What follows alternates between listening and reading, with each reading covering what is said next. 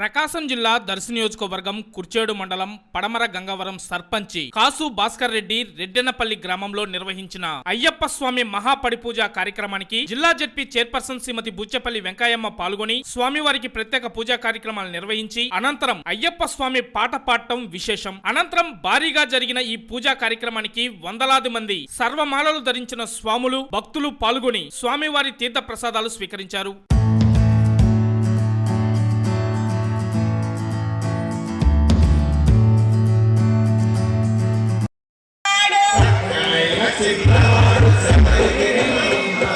అర్థమైన చిన్నవాడు శబరిగిరిలో ఉన్నవాడు శరణమంటూ వచ్చినమయ్యో అయ్యప్ప శరణమంటూ వచ్చినమయ్యో అయ్యప్ప